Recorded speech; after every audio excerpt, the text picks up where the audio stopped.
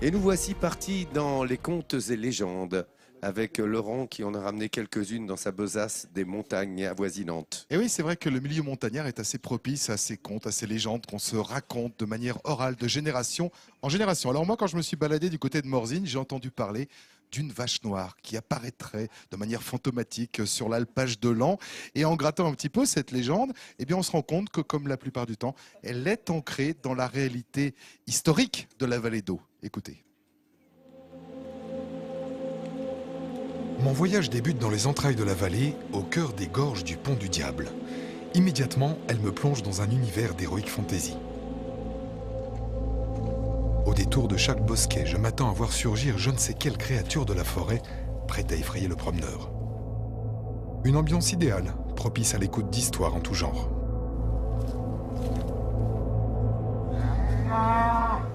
Vers 1970, un homme, Joseph Bouvet, surnommé le muletier car possesseur de plusieurs mulets.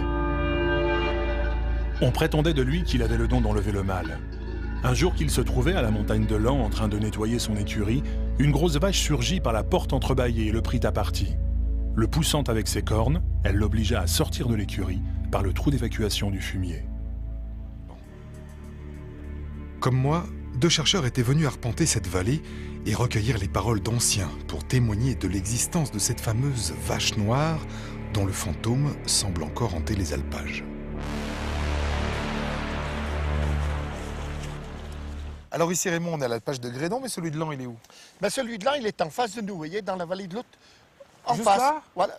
Non, plutôt sur la droite. Ah, sur la droite. Sur la droite où il y a le soleil, là-bas, ou à la crête. D'accord. Et ben c'est pile derrière. Et je sais que vous avez été le dernier alpagiste de l'An, et vous connaissez très bien cette histoire de vache noire. Je connais très bien, j'ai beaucoup écouté, puis j'ai beaucoup aimé l'histoire de l'An.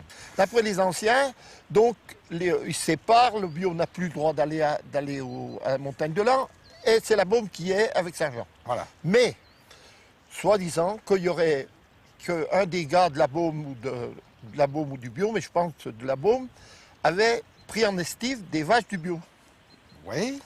Et une vache noire, là, pour les... Je dois vous l'avouer, en écoutant Raymond, j'ai vite été perdu au milieu de toutes ces querelles de hameaux et de villages. Et pourtant, je suis resté subjugué par ces récits, contés avec passion et humour. Ces histoires maintes fois répétées et transformées au fil du temps. Ça paraît un peu fort, mais, Ah bah oui. mais bon, Mais ça, c'est ce qui se dit. on est... Voilà. Merci Raymond. Alors, je suis pas sûr d'avoir... Avec plaisir. Non, mais je suis pas sûr d'avoir compris toute l'histoire de la vache noire, mais j'ai au moins compris l'essentiel. Voilà. Ah, c'est pas simple quand même comme affaire. Alors, c'est assez génial de discuter de tout ça avec Raymond Chalençon, Ouais. parce que lui, la vache noire, il en a entendu parler. Je suis pas sûr qu'il ait compris toute l'histoire, et moi non plus. Ah bah Mais là, ce qu'il y a de sûr, c'est c'est qu'il l'a pas légende. vu. Alors, c'était peut-être pas le bon jour. Voilà. Bon.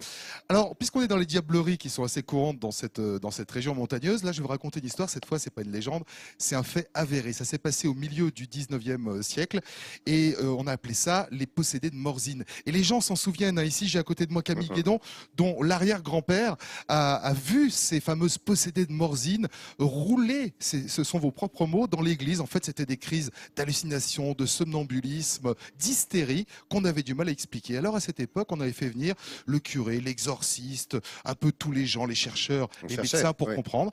Et on n'a jamais véritablement trouvé une autre explication que celle du diable.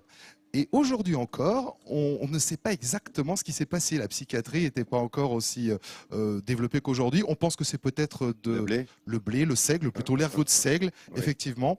Et, ou alors des histoires de consanguinité qui étaient courantes à l'époque. En tout cas, aujourd'hui, à Morzine, je vous rassure, tout le monde va bien. Et la seule marque du diable, eh bien, c'est le Pont du Diable qui est un site touristique majeur dont tu parlais cette semaine. Et puis le Roc d'Enfer qui est une superbe randonnée. Et quant à la légende de la vache noire, eh ben, allez voir l'abbaye cistercienne de la vallée d'Eau, et là vous comprendrez tout. Voilà. Mais nous, on a fait venir aussi l'exorciste des dizaines de fois pour Vincent, il n'a jamais rien réussi. Hein. Ah, ça y est, Jamais. ah, les deux, regardez-les. Ils sont sur le coup, là, les deux. Hein. Merci, Laurent, de toutes ces précisions sur les contes et légendes ici de Haute-Savoie. Les amis.